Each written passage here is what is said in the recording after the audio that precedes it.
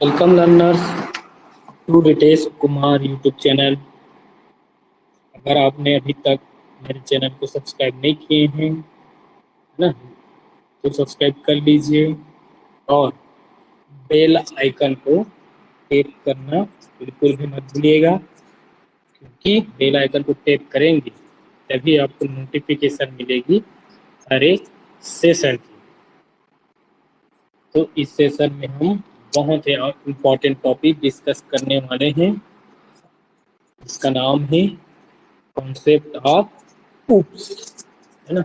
Oops यानी कि object oriented programming, है ना, और types of object oriented programming language क्या होता है, क्या क्या होता है, इन सब के बारे में हम लोग इस सेशन में डिस्कस करेंगे।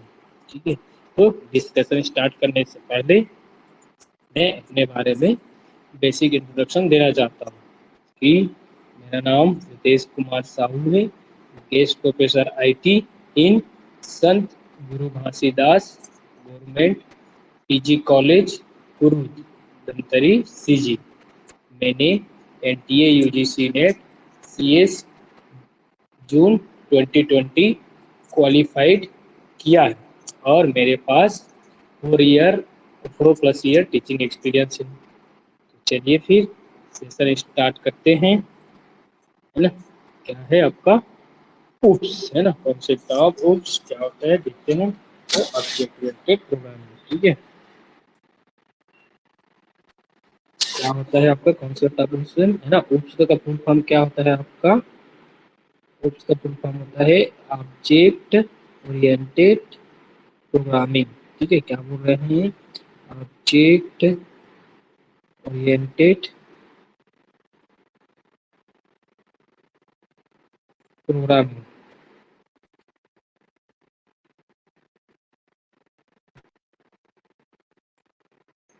क्या होता है उसका full form? Object oriented programming. ठीक है, तो क्या लिखा है देखिए डेफिनेशन में इसका। किसी प्रोग्रामिंग लैंग्वेज में ऑब्जेक्ट के अकॉर्डिंग, किसी प्रोग्रामिंग लैंग्वेज में ऑब्जेक्ट के अकॉर्डिंग प्रोग्राम को एग्जीक्यूट या एक्टिवेट करने की धारणा को ऑब्जेक्ट ओरिएंटेड प्रोग्रामिंग लैंग्वेज कहा जाता है। यह programming language bottom up approach को फॉलो करती है। दैट मीन्स इस प्रोग्रामिंग कॉन्सेप्ट में प्रोग्राम का कंट्रोल नीचे से ऊपर की ओर एक्टिवेट होता है। ठीक है, क्या बोल रहे हैं, क्या होता है तो सुनिए अच्छे से। ठीक है, क्या बोल रहे हैं?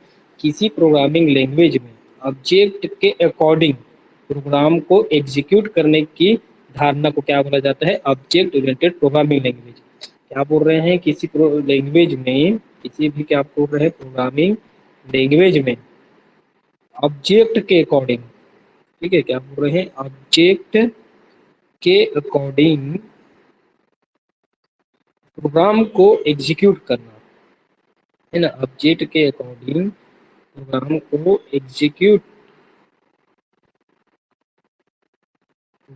एग्जीक्यूट करने की जो धारणा है ना, प्रोसेस है, वो क्या कहलाता है? आपका ऑब्जेक्ट ओरिएंटेड प्रोग्रामिंग लैंग्वेज कहा जाता है ना।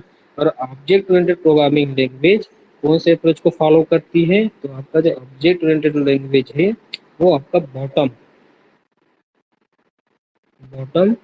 टू अप फॉलो को क्या करती है?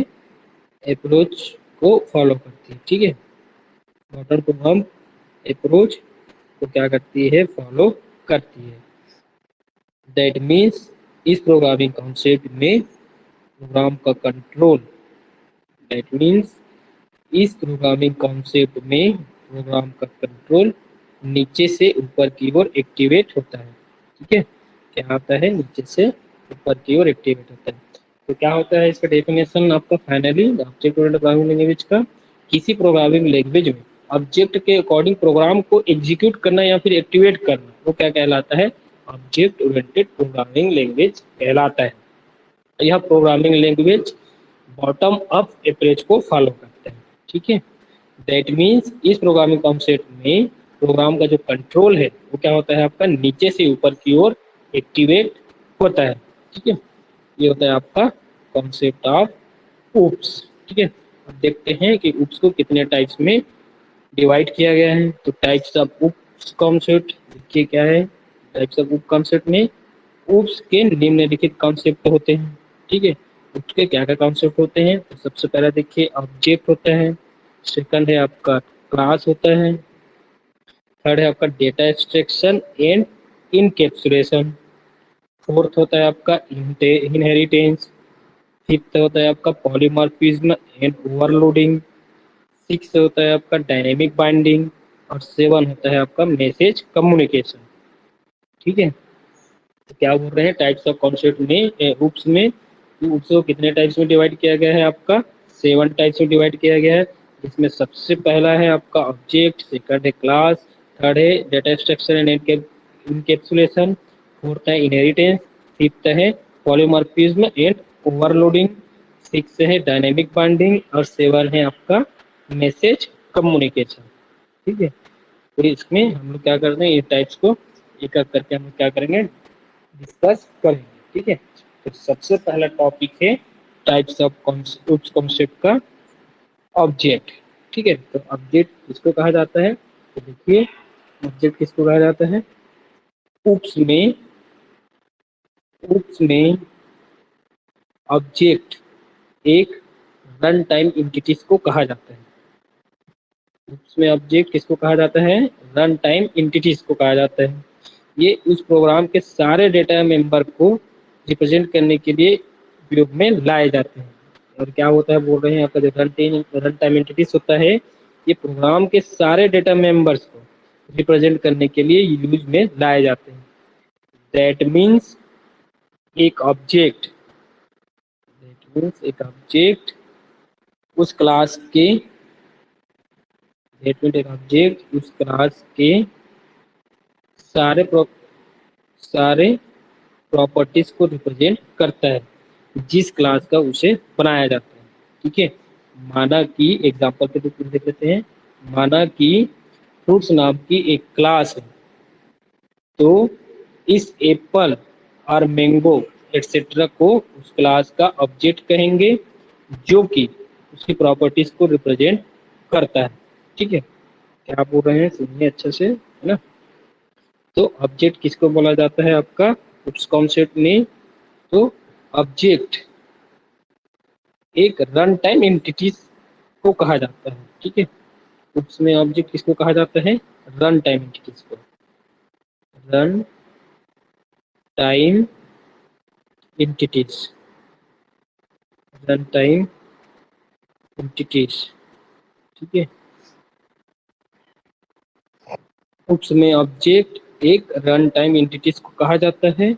ये उस प्रोग्राम के सारे डेटा मेंबर को रिप्रेजेंट करने के लिए इसमें लाया जाता है ना। मतलब अगर कोई आप ऑब्जेक्ट क्रिएट किए हैं तो क्या करता है, ये पूरे उस प्रोग्राम के सारे डेटा मेंबर्स को क्या कर सकता है, ये रिप्रेजेंट कर सकता है या फिर रिप्रेजेंट करता है। रिप्रेजेंट करने के लिए आप किसका यूज करते हैं, ऑब्जेक्ट का यूज करते हैं। ठीक है, तो ऑब्जेक्ट क्या होता है, एक रन टाइम एंटिटी होता है जो क्या करता है, उस प्रोग्राम के सारे डेटा मेंबर्स को रिप्रेजेंट करने के लिए यूज में लाया जाता है। ठीक है, दैट मीन्स एक ऑब्जेक्ट ना, दैट मीन्स एक ऑब्जेक्ट उस क्लास के सारे प्रॉपर्टीज को रिप्रेजेंट करता है जिस क्लास का उसे बनाया जाता है ना। मान लीजिए क्या होगा, आपका क्लास का नाम है फ्रूट, है ना। मान लीजिए कोई क्लास का नाम है फ्रूट, है ना, उसमें क्या बना दिए हम लोग,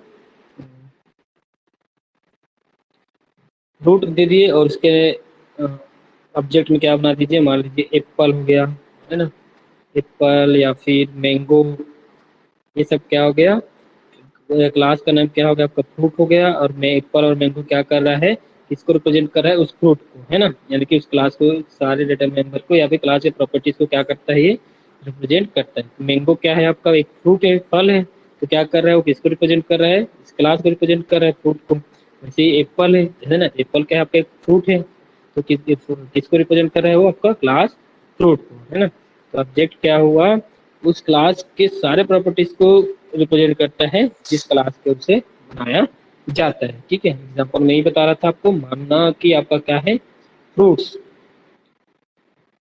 माना कि फ्रूट्स आपका क्या है, एक क्लास है, तो एप्पल और मैंगो एटसेट्रा को इसको क्या कहेंगे, ऑब्जेक्ट कहेंगे। तो एप्पल को क्या बोलेंगे, मान लीजिए ये आपका ऑब्जेक्ट जो क्या करता है, उसकी प्रॉपर्टीज को रिप्रेजेंट करता है, किसकी प्रॉपर्टीज को, फ्रूट्स की। एप्पल क्या है आपका, एक फ्रूट है, तो ये क्या हो गया आपका, जो फ्रूट है वो क्लास क्लास हो गया, है ना। और ये जो एप्पल है क्या हो गया आपका, ऑब्जेक्ट, क्या हो गया आपका ऑब्जेक्ट। तो ये ऑब्जेक्ट है ना। आपका एप्पल जो ऑब्जेक्ट है वो किसके प्रॉपर्टीज को रिप्रेजेंट करता है, आपका क्लास की। तो आप देखिए एप्पल क्या है आपका, एक फ्रूट है ना, तो किसके प्रॉपर्टीज को रिप्रेजेंट कर रहा है, फ्रूट के। तो आपका ये ऑब्जेक्ट का कॉन्सेप्ट होता है, ठीक है।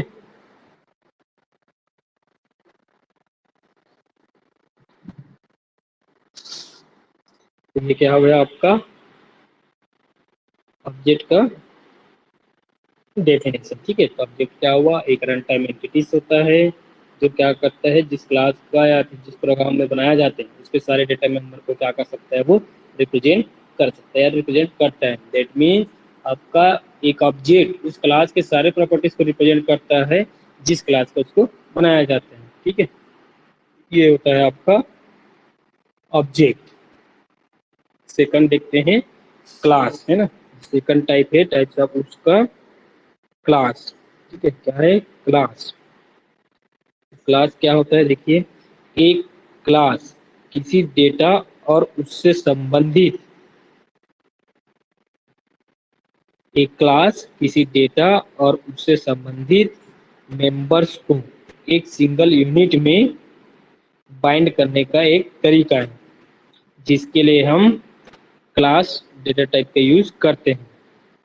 That means a class is a way to bind a data and its associated member, ठीक है। तो क्लास क्या होता है आपका, एक एक एक क्लास है ना, किसी डेटा और उससे संबंधित जो मेंबर्स होता है उसको क्या करते हैं, एक सिंगल यूनिट में बाइंड करने का क्या होता है, एक मेथड होता है, जिसके लिए हम क्लास डेटा टाइप का यूज करते हैं, है ना।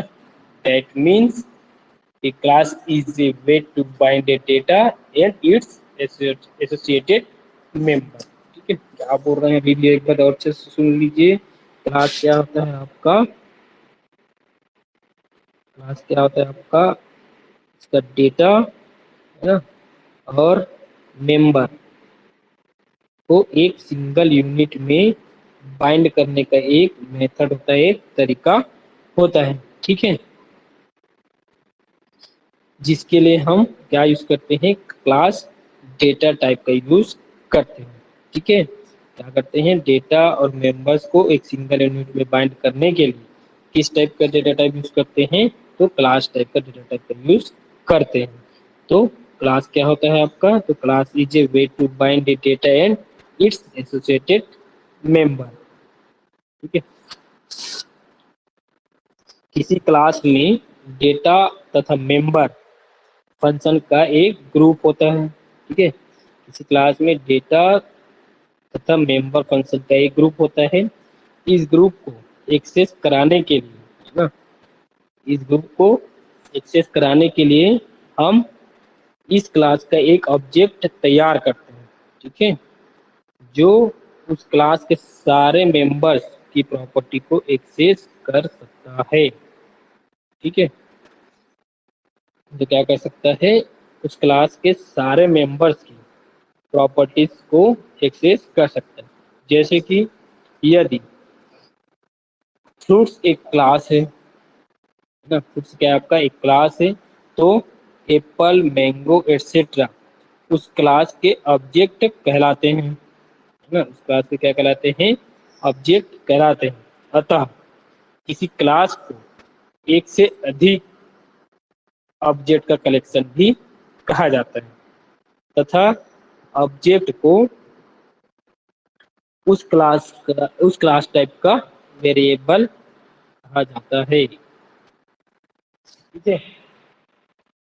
क्या क्या बोल रहे हैं देखिए, बहुत इंपॉर्टेंट पॉइंट है इसमें ना, डिस्कस करते हैं, नोट डाउन कर लीजिएगा। किसी क्लास में डेटा और मेंबर फंक्शन का एक ग्रुप होता है, मान लीजिए क्लास हो गया, यहाँ पास क्लास का नेम हो जाएगा, यहाँ पास क्या होगा बोल रहे हैं, डेटा होगा बोल रहे हैं, है ना। इसके नीचे क्या होगा बोल रहे हैं, मेंबर का फंक्शन, है ना। ये ऐसे होता है कोई किसी क्लास में, है ना। तो क्या बोल रहे हैं, फिर इस ग्रुप को एक्सेस ऑब्जेक्ट तैयार करते हैं। मान लीजिए क्लास का नाम क्या ले लेते हैं, यहाँ पास फ्रूट ले लेते हैं, है ना। यहाँ पर क्या ले फ्रूट ले लिए।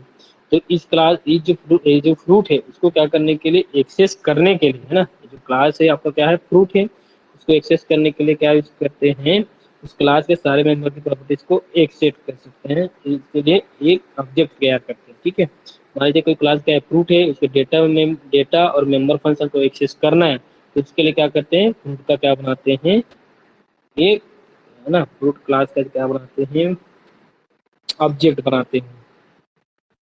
क्या करते हैं, इस ग्रुप का ऑब्जेक्ट बनाते हैं। मान लीजिए उस ऑब्जेक्ट क्या क्या बना लिए, मैंगो मैंगो बना लिए, है ना, फिर एप्पल बना लिए। ये क्या हो गया आपका, इस क्लास के प्रॉपर्टीज है, ये जो ऑब्जेक्ट है वो क्या कर सकता है, फ्रूट क्लास के जो डेटा मेंबर है और डेटा और मेंबर है उसको क्या कर सकता है, वो इससे कर सकता है।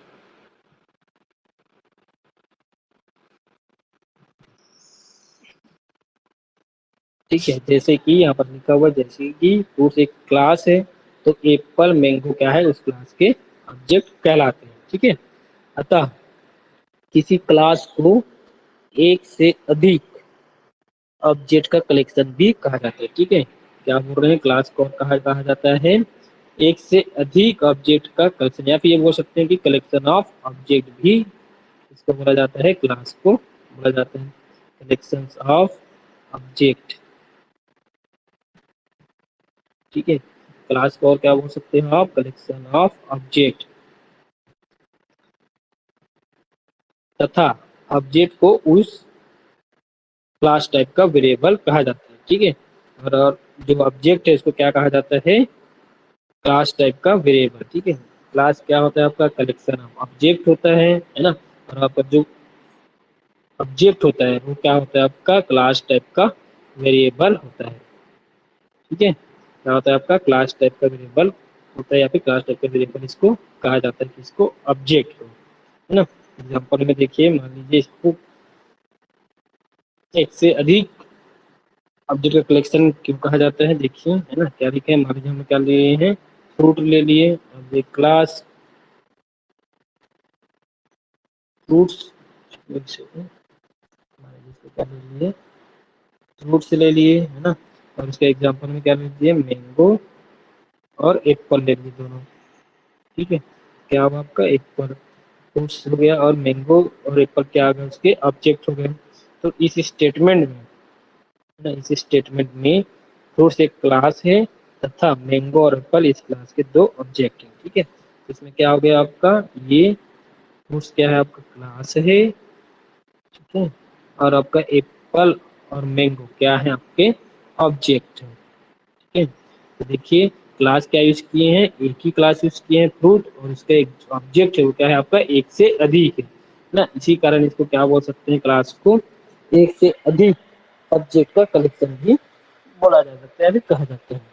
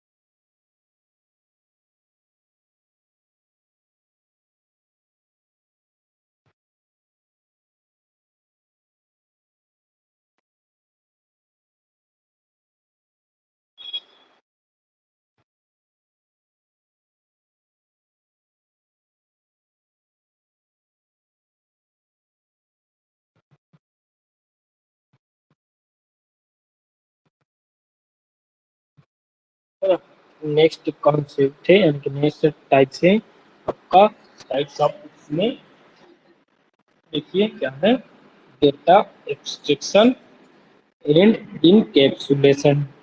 इसमें हम लोग पढ़ने वाले हैं डेटा इंस्ट्रक्शन क्या होता है और इनकैप्सुलेशन क्या होता है। देखिए क्या होता है आपका डेटा इंस्ट्रक्शन का मतलब।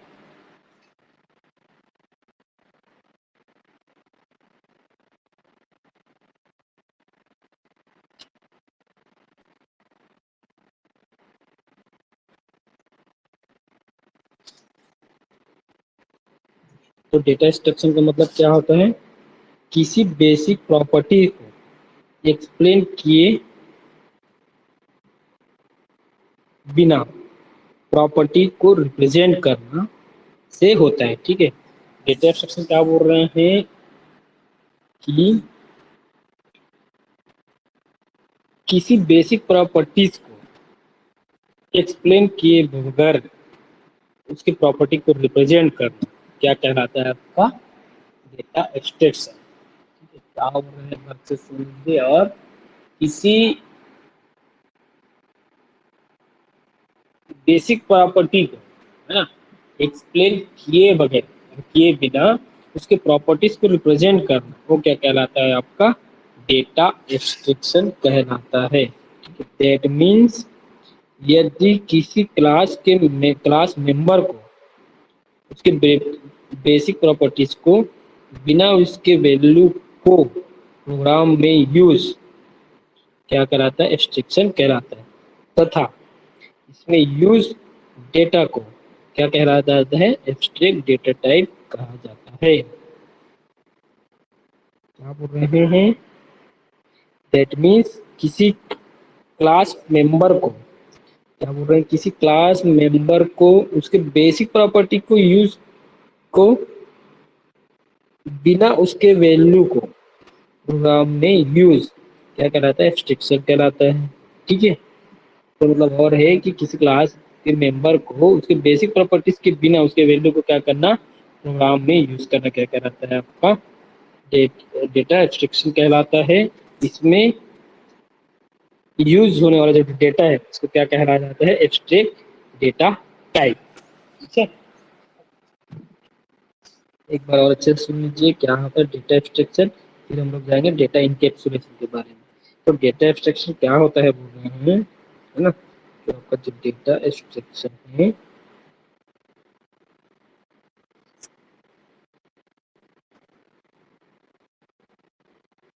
डेटा स्ट्रक्चर में क्या बोल रहे हैं, किसी बेसिक प्रॉपर्टीज को एक्सप्लेन किए बिना उसके प्रॉपर्टी को रिप्रेजेंट करना क्या कहलाता है, आपका डेटा एब्स्ट्रैक्शन कहलाता है।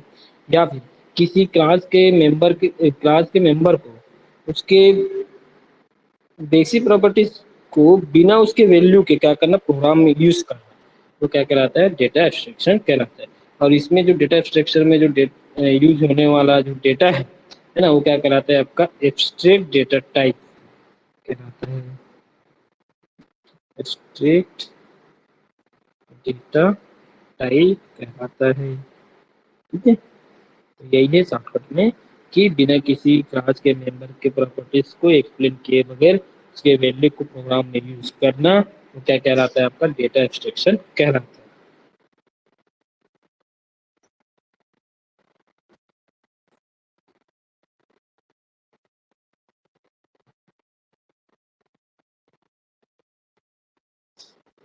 अब देखिए कॉन्सेप्ट किसके बारे में, डेटा इनकैप्सुलेशन के बारे में, है ना। तो डेटा इनकैप्सुलेशन क्या होता है, तो किसी क्लास के डेटा और मेंबर फंक्शन को एक सिंगल यूनिट में कलेक्ट करने को कहा जाता है डेटा इनकैप्सुलेशन। दैट मीन्स एक क्लास के सारे मेंबर्स को दूसरे क्लास से छिपा कर रखना ताकि वह मेंबर्स को एक्सेस ना कर सके। तब हम तब हम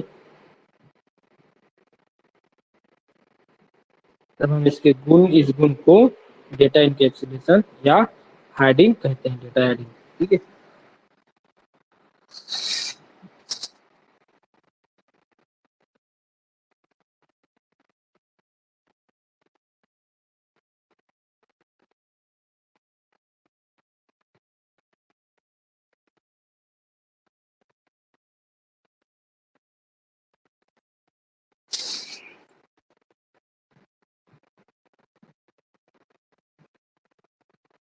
क्या बोल रहे हैं, डेटा इनकैप्सुलेशन। तो किसी क्लास के डेटा और मेंबर फंक्शन को एक सिंगल यूनिट में क्या करना, कलेक्ट करने का क्या कहा जाता है, आपका डेटा इनकैप्सुलेशन। क्या बोल रहे हैं, डेटा इनकैप्सुलेशन किसको बोलते हैं, डेटा और मेंबर फंक्शन को ना, डेटा और मेंबर फंक्शन को एक सिंगल यूनिट में क्या करना, कलेक्ट करना, वो क्या कहलाता है आपका डेटा इनकैप्सुलेशन। या फिर ये बोल सकते हैं दूसरे वर्ड हो गए कि क्लास के सारे मेंबर्स को दूसरे क्लास से छिपा कर रखना ताकि वह मेंबर्स को एक्सेस ना कर सके, तब हम इस गुण को क्या बोलते हैं, डेटा इनकैप्सुलेशन या फिर डेटा हाइडिंग। ठीक है, तो सबसे पहले तो इसका डेफिनेशन यही है कि जो आपका डेटा इनकैप्सुलेशन होता है, डेटा और मेंबर फंक्शन को एक सिंगल यूनिट में कनेक्ट करने का एक तरीका होता है। ये भी बोल सकते हैं कि जो आपका डेटा इनकैप्सुलेशन होता है, तो किसी क्लास के सारे मेंबर्स को किसी दूसरे क्लास के मेंबर्स के द्वारा छिपा कर रखना है ना। क्यों छिपा कर रखना, ताकि जो पहले जो क्लास में हम लोग क्या बनाए, डेटा और मेंबर फंक्शन बनाए हैं, उसको कोई दूसरे क्लास का डेटा मेंबर उसको एक्सेस ना कर सके, है ना। उसको क्या बोलते हैं, डेटा इनकैप्सुलेशन या फिर डेटा हाइडिंग। ठीक है,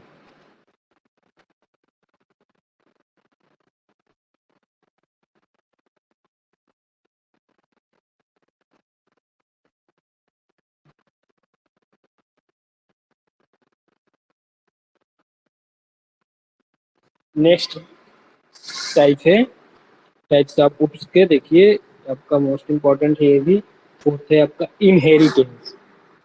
ठीक है, नेक्स्ट जो टॉपिक है क्या है आपका, इनहेरिटेंस। ठीक है, नेक्स्ट टॉपिक है आपका इनहेरिटेंस। इनहेरिटेंस किसको बोला जाता है, देखिए किसी क्लास की प्रॉपर्टीज को यूज करते हुए उस क्लास से किसी नई क्लास का निर्माण करना क्या कहलाता है, इनहेरिटेंस कहलाता है। क्या बोल रहे हैं, किसी क्लास की प्रॉपर्टीज को यूज करते हुए उस क्लास से किसी नए क्लास का क्या करना, निर्माण करना, तो क्या कहलाता है आपका, इनहेरिटेंस कहलाता है। दैट मीन्स एक यदि एक क्लास की प्रॉपर्टी को दूसरे क्लास एक्सेस कर सकता है, तब उसे हम क्या कहते हैं, इनहेरिटेंस कहते हैं। ठीक है, इनहेरिटेंस में नई क्लास को डिराइव क्लास तथा वह क्लास जिससे बनी हुई है यह क्लास है ना, उस क्लास को क्या कहा जाता है, बेस क्लास कहा जाता है। जैसे कि एग्जाम्पल में भी कहलाते हैं, एक व्हीकल का इनहेरिटेंस स्ट्रक्चर क्या है आपका, निम्न है। तो सबसे पहले इसको देखते हैं क्या होता है ना, क्या होता है पूरा देखिए कि इनहेरिटेंस किसको बोला जाता है ना, इसको समझने की कोशिश करते हैं।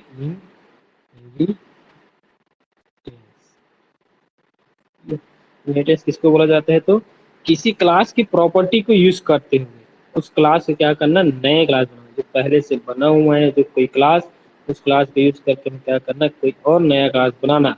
ये जो प्रोसेस है क्या कहलाता है आपका, इनहेरिटेंस। ठीक है, जो पहले से बना हुआ है क्लास उसका यूज करते हुए फिर से क्या करना, एक क्लास बनाना, वो क्या कहलाता है आपका कॉन्सेप्ट जो है, इनहेरिटेंस कहलाता है। ठीक है,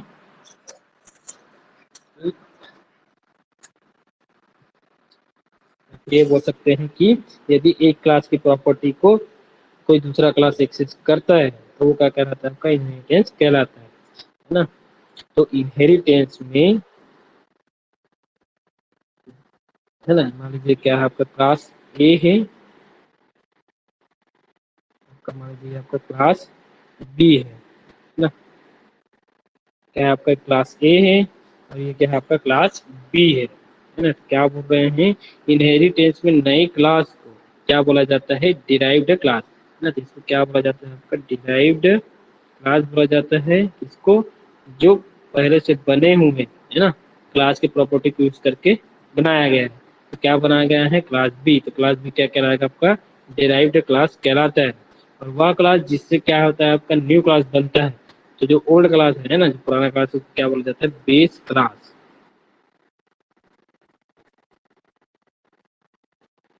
ठीक है, क्या हो गया, किसको बोला जा रहा है आपका, जिस क्लास से नया क्लास बनता है ना, तो उस क्लास को बोला जाता है बेस क्लास। और जो पहले से बने हुए क्लास की प्रॉपर्टी को यूज करके बनना होता है वो क्या कहलाता है आपका डिराइव्ड क्लास, यानी कि जो नया क्लास बनता है वो क्या कहलाता है आपका डिराइव्ड क्लास।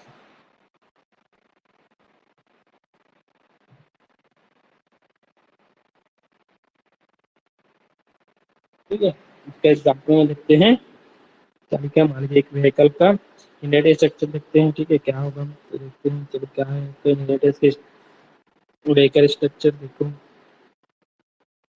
क्या है, बोल रहे हैं देखो ये, है ना। क्या है आपका, मान लीजिए कोई व्हीकल क्लास है ना। इसका क्या है, इसमें क्या कहेंगे, तीन चौक ऑब्जेक्ट बना दें, two wheeler object, three wheeler object और फोर व्हीलर ऑब्जेक्ट। तो क्या होगा आपका मोटरसाइकिल और स्कूटर क्या होगा आपका टू व्हीलर ऑब्जेक्ट हो जाएगा। और इस व्हीकल का क्या होगा, थ्री व्हीलर ऑब्जेक्ट में क्या जाता है ऑटो रिक्शा आ जाएगा। और फोर व्हीलर में क्या जाएगा आपका कार, बस, ट्रक। ये सब क्या कहलाता है उसका नया क्लास, है ना। तो व्हीकल क्या है आपका एक क्लास है, इस क्लास के यूज करके क्या गया बनाया गया है, जैसे टू व्हीलर का वाला साइकिल का वे बनाया गया, थ्री व्हीलर का और फोर व्हीलर का। तो क्या होगा आपको जो पहले से बना हुआ है ना व्हीकल, क्या होगा आपका बेस क्लास कहलाएगा इसमें, है ना, स्ट्रक्चर के अकॉर्डिंग। इस स्ट्रक्चर के अकॉर्डिंग क्या कहलाएगा आपका बेस क्लास, है ना। और जो पहले से बना हुआ है उसको क्या बोलेंगे बेस क्लास व्हीकल को, जैसे।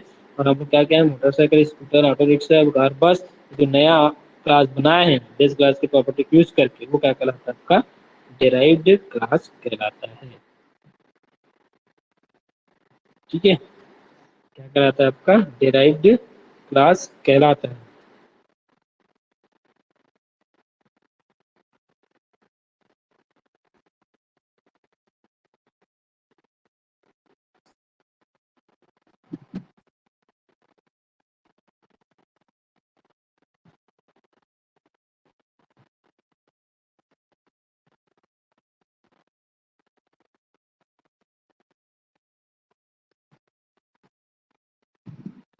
चलो नेक्स्ट टाइप देखते हैं उसका पॉलीमॉर्फिज्म। ठीक है, नेक्स्ट है आपका पॉलीमॉर्फिज्म। तो पॉलीमॉर्फिज्म किसको कहा जाता है, उसमें देखिए पॉलीमॉर्फिज्म उस उप्स का एक इम्पोर्टेंट कॉन्सेप्ट है जो कि एक ही क्लास के एक ही नाम से एक से अधिक फंक्शन को अलग अलग ना तरीकों से परिभाषित करने की फैसिलिटी प्रोवाइड करता है। अर्थात किसी क्लास के फंक्शन को अलग अलग तरीके से डिफाइन करना और उस क्लास का नाम, सॉरी उस फंक्शन का नाम एक जैसे रखना क्या कहलाता है आपका पॉलीमॉर्फिज्म कहलाता है। उस उप्स में पॉलीमॉर्फिज्म को दो कैटेगरी में डिवाइड किया गया। ठीक है, क्या कर बोल रहे हैं, सबसे पहले देखो पॉलीमॉर्फिज्म उप्स का एक इम्पोर्टेंट कॉन्सेप्ट है जो कि क्या है आपका एक ही क्लास के एक से अधिक नाम के फंक्शन बनाने की फैसिलिटी प्रोवाइड करता है। ठीक है, आप बोल रहे हैं पॉलीमॉर्फिज्म में एक क्लास बना लेते हैं, है ना। उस क्लास के एक ही इस क्लास के एक ही नाम से एक से अधिक हम लोग क्या बना सकते हैं फंक्शन बना सकते हैं। इसको फैसिलिटी जो प्रोवाइड करते हैं उसको क्या बोलते हैं पॉलीमॉर्फिज्म। या फिर क्या बोले, यदि किसी क्लास के फंक्शन को अलग अलग तरीके से क्या करना डिफाइन करना और उसका नाम क्या रखना सेम रखना वो क्या कहलाता है आपका पॉलीमॉर्फिज्म। ठीक है, जैसे आपको जो पॉलीमॉर्फिज्म है आपको उसमें उसको दो कैटेगरी में डिवाइड किया गया है। सबसे पहला कंपाइल टाइम पॉलीमॉर्फिज्म। तो कंपाइल टाइम पॉलीमॉर्फिज्म किसको बोला जाता है, वह पॉलीमॉर्फिज्म जहां पर प्रोग्राम कंट्रोल कंपाइल टाइम पर किसी क्लास के एक ही नाम के एक से अधिक फंक्शन को अलग अलग करता है, उसे कंपाइल टाइम पॉलीमॉर्फिज्म या फिर इसी को क्या बोला जाता है स्टैटिक बाइंडिंग भी कहा जाता है। ठीक है, इस पॉलीमॉर्फिज्म को हम फंक्शन ओवरलोडिंग भी कहते हैं। यह पॉलीमॉर्फिज्म कंपाइल टाइम पर फंक्शन को अलग अलग करने का काम निम्न तरीके से करता है।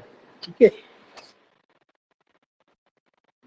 क्या हो गया, एक ही क्लास के एक ही नाम से एक से अधिक हम लोग फंक्शन बनने की जो फैसिलिटी देता है पॉलीमॉर्फिज्म कहलाता है। इसमें हम क्या कर सकते हैं किसी क्लास के फंक्शन को अलग अलग तरीके से डिफाइन कर सकते हैं बट उस फंक्शन का नाम क्या हो सकता है बस एक जैसे हो सकता है, उसको बोलते हैं पॉलीमॉर्फिज्म।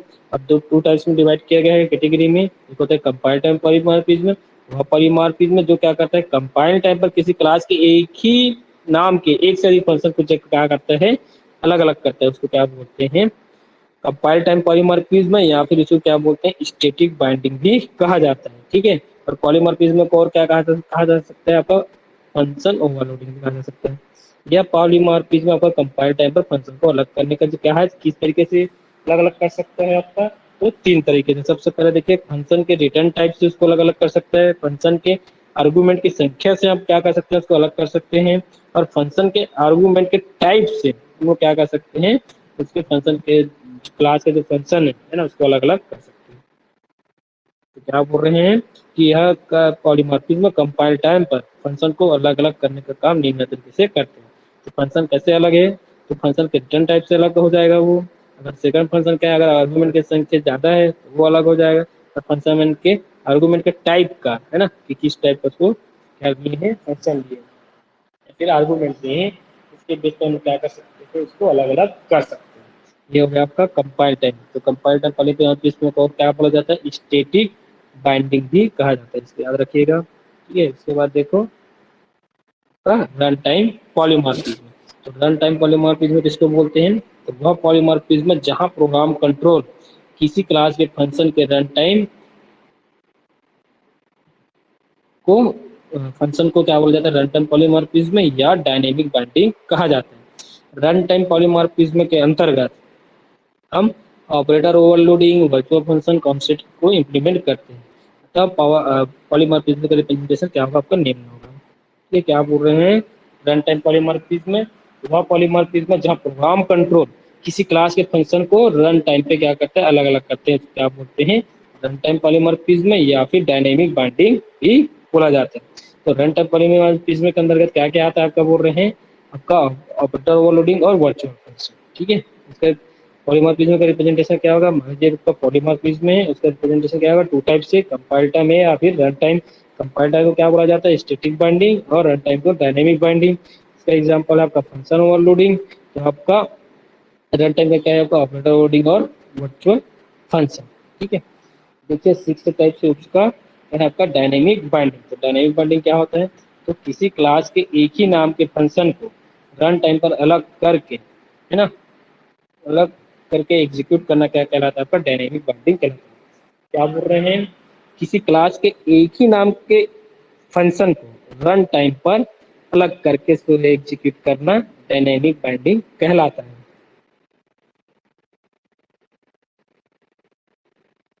किसी क्लास के एक ही नाम के फंक्शन को रन टाइम पर अलग अलग करके एग्जीक्यूट करना क्या कहलाता है, आपका डायनेमिक बाइंडिंग कहलाता है। उसके बाद है आपका नेक्स्ट टाइप है मैसेज कम्युनिकेशन। ठीक है, मैसेज कम्युनिकेशन में क्या है आपका, किसी क्लास के, क्या बोल रहे हैं, किसी क्लास के एक से अधिक ऑब्जेक्ट बनाकर उन ऑब्जेक्ट के बीच में क्या करना, इंफॉर्मेशन का आदान प्रदान करना क्या कहलाता है, आपका मैसेज कम्युनिकेशन कहा जाता है। ठीक है, मैसेज कम्युनिकेशन किसको बोलते हैं, किसी क्लास के एक से अधिक ऑब्जेक्ट बनाकर, है ना, उन ऑब्जेक्ट के बीच में हमें क्या करना है, इंफॉर्मेशन का आदान प्रदान जो करते हैं उसको क्या बोला जाता है, आपका मैसेज कम्युनिकेशन कहा जाता है।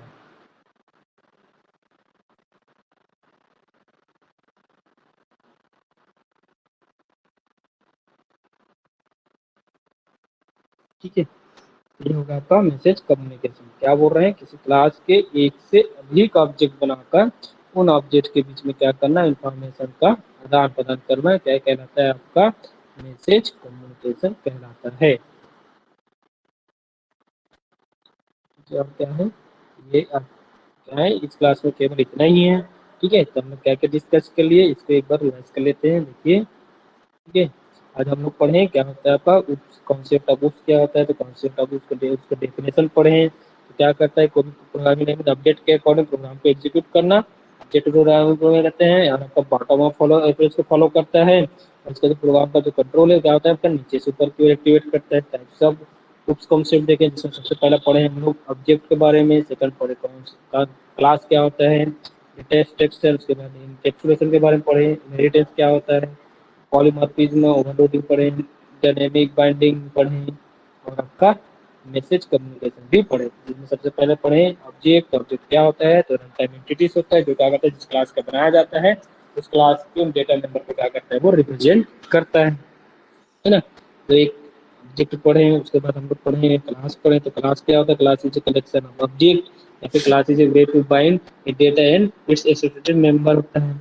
ठीक है, अब क्या होता है आपका, हाँ, जो आपका ऑब्जेक्ट होता है वो क्या होता है आपका? क्लास टाइप का वेरिएबल होता है। ये सब पढ़ लिए, इसको देखें हम लोग, है ना। उसके बाद हम लोग किसके बारे में पढ़े हैं? Data abstraction. तो डेटा एब्स्ट्रैक्शन क्या होता है? तो डेटा एब्स्ट्रैक्शन क्या होता है वो, तो किसी भी क्लास की बेसिक प्रॉपर्टीज को यूज किए मगर उसके वैल्यू को क्या करना, प्रोग्राम में यूज करना होगा, तो आपका डेटा एब्स्ट्रैक्शन, है ना। उसके बाद क्या पढ़े थे हम लोग? Data encapsulation. डेटा इनकैप्सुलेशन क्या होता है आपका? डेटा और मेंबर फंक्शन को क्या करना, एक सिंगल यूनिट में बाइंड करना या फिर कलेक्ट करना, डेटा इनकैप्सुलेशन कहलाता है। या फिर और बोल सकते हैं कि एक क्लास के जो मेंबर में डेटा और मेंबर है उसको कोई दूसरा क्लास यूज ना कर सकते हैं, उसको छुपा कर रखना, तो क्या कहलाता है आपका? डेटा इनकैप्सुलेशन, या फिर उसको क्या बोलते हैं? डेटा हाइडिंग भी कहा जाता है। ठीक है, डेटा हाइडिंग कहते हैं। ये किसको बोला जाता है आपका? डेटा इंकैप्सुलेशन को ही, और क्या बोला जाता है? डेटा हाइडिंग भी कहा जाता है। उसके बाद हम लोग इम्पोर्टेंट टॉपिक पढ़े इनहेरिटेंस। इनहेरिटेंस क्या होता है? तो पहले से जो बना हुआ क्लास रहता है इसको प्रॉपर्टी को यूज करके कोई नया क्लास बनाते हैं, है ना, वो कॉन्सेप्ट कहलाता है आपका इनहेरिटेंस। तो जो पहले से बना हुआ रहता है जिसको क्या कहलाता है? Base class. और जो नया बनाते हैं, है ना, वो क्या कहलाता है आपका? Base class. जो नया बनाते हैं इसको क्या बोलते हैं? Derived class. ठीक है,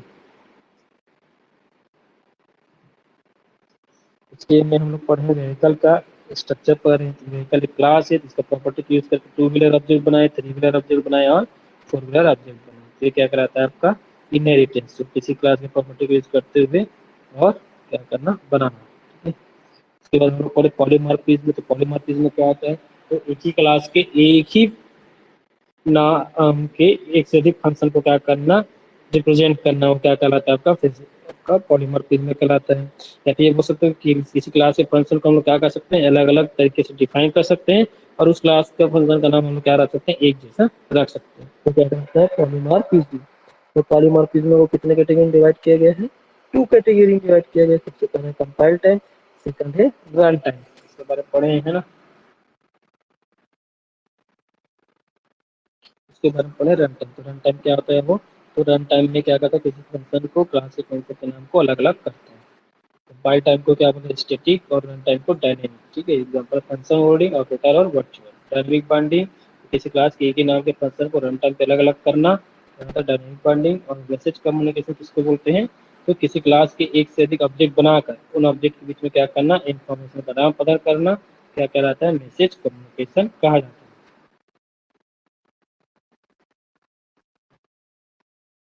तो आज की इस क्लास में इतना ही। अगर मेरा क्लास आपको अच्छा लगा है तो आप लाइक कीजिए, कमेंट कीजिए, शेयर कीजिए, और सब्सक्राइब करना बिल्कुल भी मत भूलिएगा। और मेरे चैनल का नाम है रितेश कुमार। Thank you.